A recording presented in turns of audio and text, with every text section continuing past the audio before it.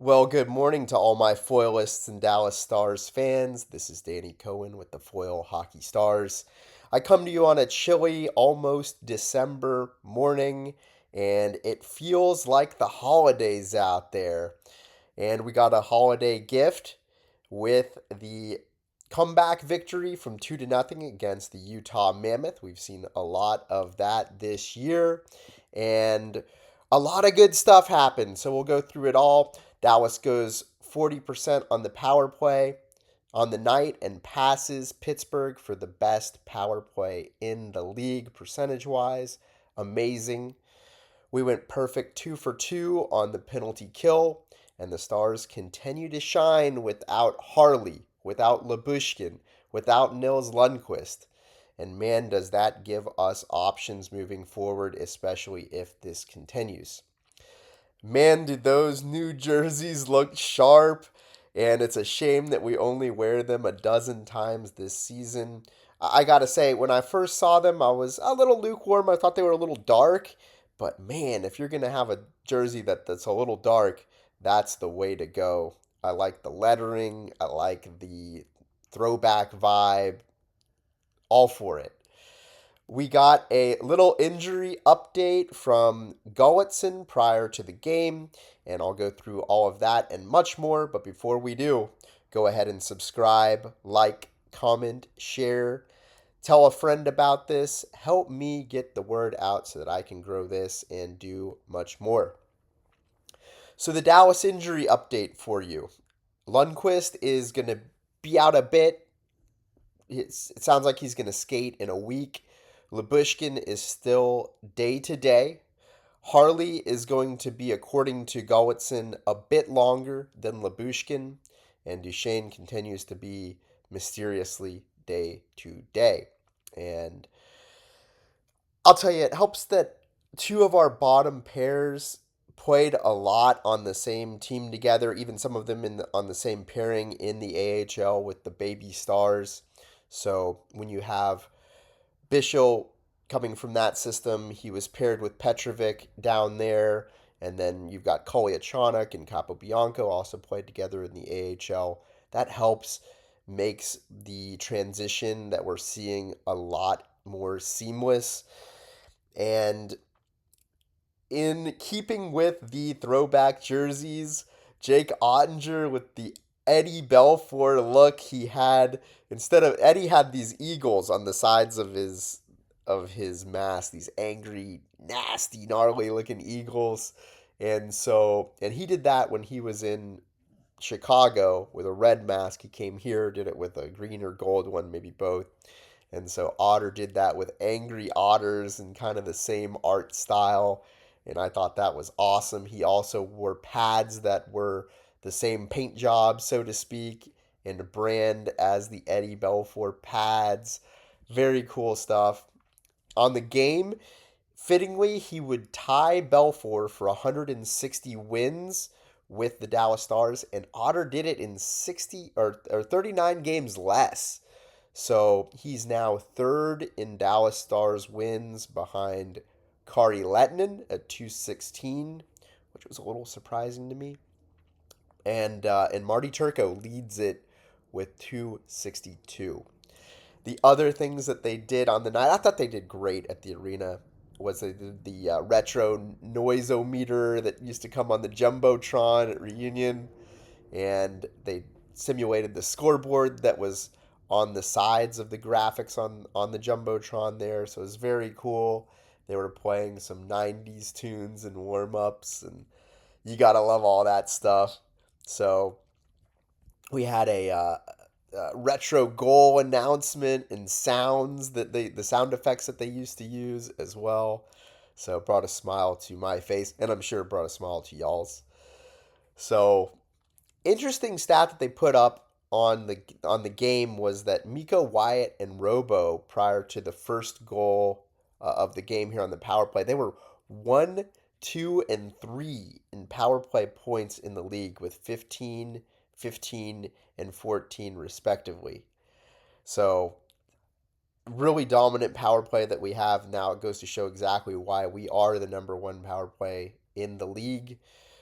Roope had another goal tonight, which puts him on a 4-game goal streak. 4 goals, no assists, 4 points on that streak. So not quite as dramatic as the Robo streak that we've seen, but he is scoring goals in every game nonetheless. Another interesting stat that they put up was that Faksa leads all Stars forwards with 9 even strength assists. So I'm a Faksa fan, and that was cool to see. He's only behind Miro Heiskanen on the team in terms of those even strength assists. Wyatt Johnston leads the league with 10 power play goals, going back to that power play. So just incredible group of players that we've got on that power play 1 unit. And I thought on the not so toot your horn kind of side of things that Bichsel and Petro, they had a rough night together as a pairing, but making up for that, Jamie Benn had a great night. He had another goal, 2 goals, 3 assists, 5 points in 6 games played. He's doing it with limited minutes, and I think that that's probably a good idea that they are limiting his minutes. He's done a lot of damage to his body over the years, and age catches up to you even if you're not doing the things that he's done for many years. So I'd rather play him in limited minutes and have him in beast mode in the playoffs, and I think that that's what the plan is. So the Messiah had another 2 assists on the night. Good for him. He was quiet in those 2 assists, but he got them. And Robo keeps scoring at about a 50-goal pace. He got another goal on the night. Miro Heiskanen had 2 assists. He's got 22 points in 25 games played, and I do think that he's on near record pace, if not record pace for himself at that tick. So just a great year for him. And I got to tell you, Otter is great at closing out games. When we're up by 1 goal, which has been the case for a lot of games this year, you can count on him to shut it down. He has not let a whole lot of those last couple second goals in when the other team has their goalie pulled. So clutch work from him. He did it again tonight.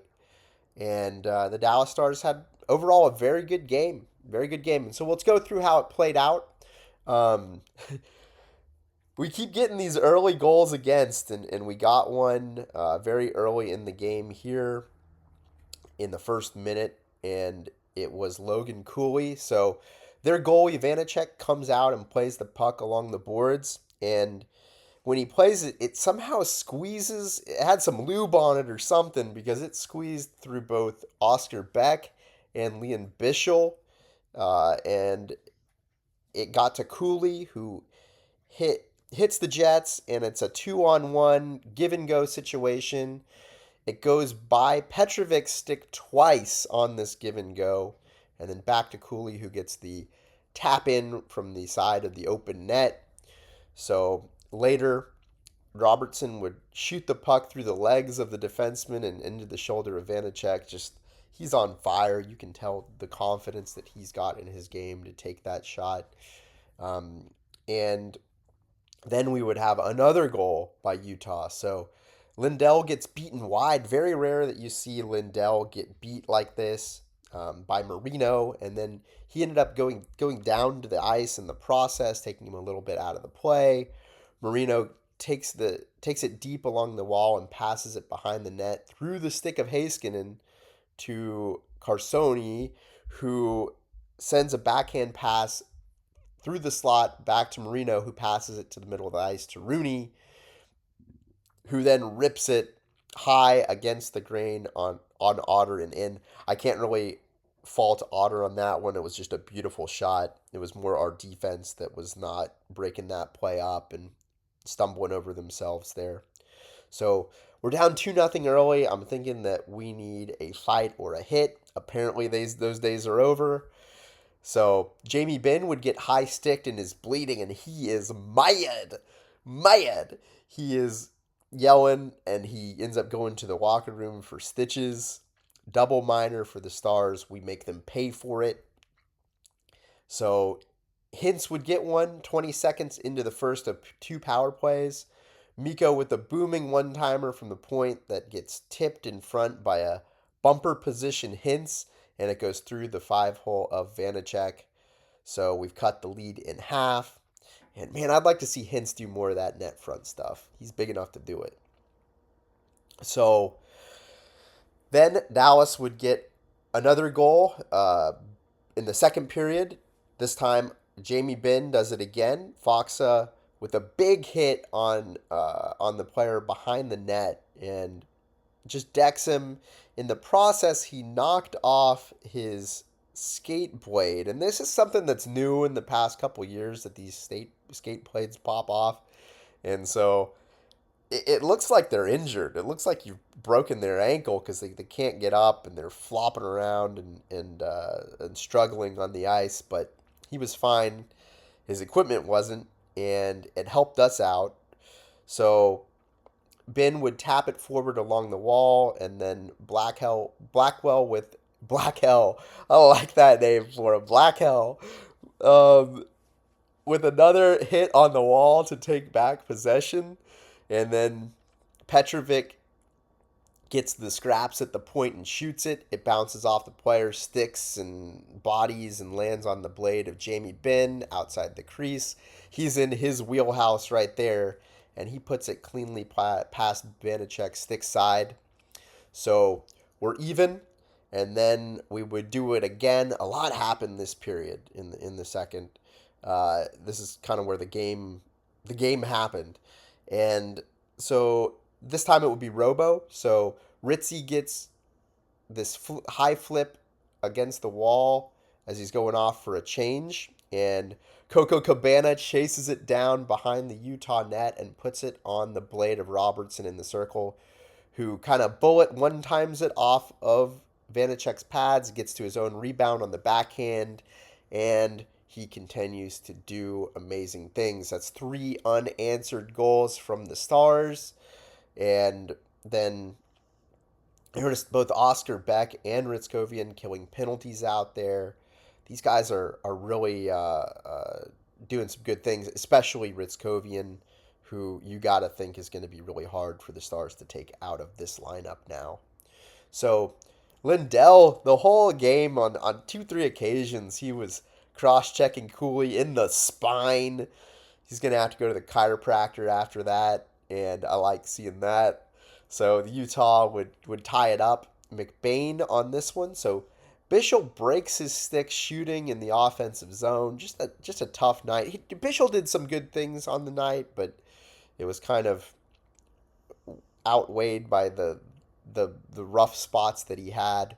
So out of that, and this wasn't really his fault, but it creates a 3-on-2 the other way. Petrovic is having trouble matching the speed of the attack, and he gets turned around the wrong way as the Utah player passes it back to his teammates. You don't want to get turned around the wrong way looking at the goalie as a defenseman for any amount of time in the defensive zone. He does. And so his teammates in the slot passes it onto the stick of Crouse, who recovered the puck and flung it at the net. This was just an ugly, kind of lucky, hardworking mix goal that they got. So McBain knocked it out of the air. I think with his hand, it was kind of hard to see on the replay.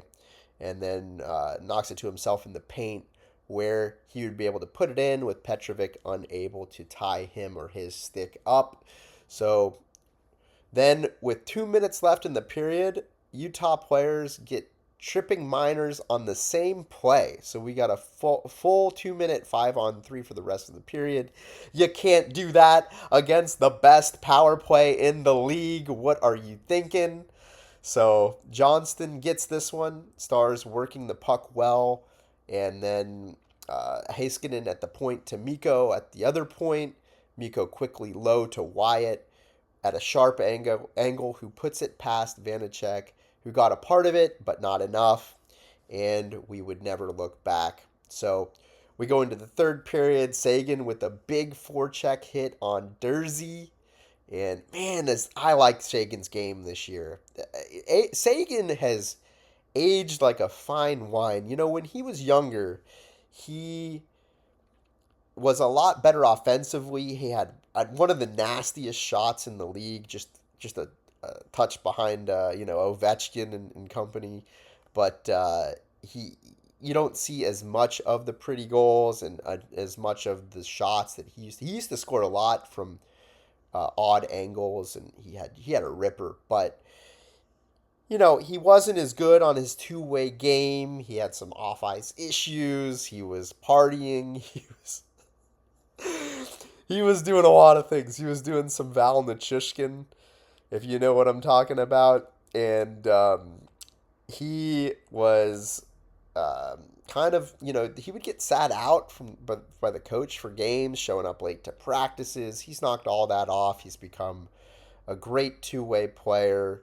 He just does a lot of little things well now. And he's got a little bit of skill still in the tank too. So anyway, I digress. Great stuff from him.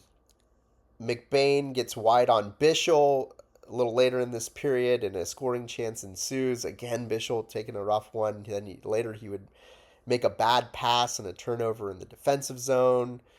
Coco Cabana later in the period with a neutral zone pass interception. Coco Cabana looks pretty good. Got the Coco Cabana. Kolyachonok with the forecheck zone,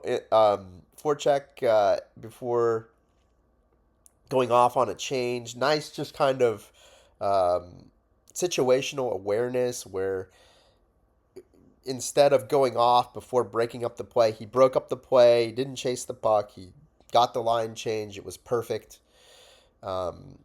Lian Bichsel would make a nice defensive play to ride out his man on a one-on-one here a little later. And then on the other end of the ice, Robo with a spin around the defense. Beautiful move. And then he takes a shot right off of that spin that is saved. I don't know if he was trying to do a little Musaya action just the other way instead of on the backhand, but it was a beauty, and I wish that one would have went in. That would have been a highlight reel for him there. So then after this, we see some sustained pressure by Utah for a while. It's looking a little scary, and we end up getting through it. I loved in this part of the game, they were playing the Beastie Boys with about 2 minutes left in the game. You gotta fight for your right to party. And it was just so fitting. They did a great job in the audio room here today for us. So kudos to them. Rantanen misses the open net, and so we don't get a chance to breathe. Otter with a couple shots in the dying seconds, and we win. So great stuff from them. We keep rolling on. I talked about this before the game, that we had a big matchup in the afternoon between Minnesota and Colorado, and that I would prefer for Colorado to win to keep Minnesota from catching us. So, and I said first and foremost that I did not want it to go to overtime for both teams to get points. And I got none of my wishes. I guess I had been naughty this holiday season because they went to overtime and Minnesota rather would win. So Colorado picks up the point, and we get 3-point game out of that one. So makes our life a little tougher. Got to keep winning. Minnesota is on a tear now that they're the longest win streak in hockey at 7. They knocked off the Colorado Avalanche's 10-game, it was either 9 or 10-game win streak going into that game. So they're a tough team. I don't know when we play them next, but that's one to circle on your calendar is a tough game. The good news out of our division is that the Blackhawks have now lost 5 in a row, and they're 4 games under 500. They were on a tear for a while, and they're looking like they're still not the team that's going to make the playoffs this year. You never know. They could turn it on. They got enough talent out of Bedard over there and some of their other younger guys, but I don't think we're going to have to worry about that team too much. And we play next tomorrow against the Ottawa Senators. That first game against the Senators was a good one. So if we get any more action like that, and you know I like that Eastern Conference hockey, then that should be a fun one. Y'all enjoy the rest of your holiday weekend here, and I look forward to coming to you with the next one.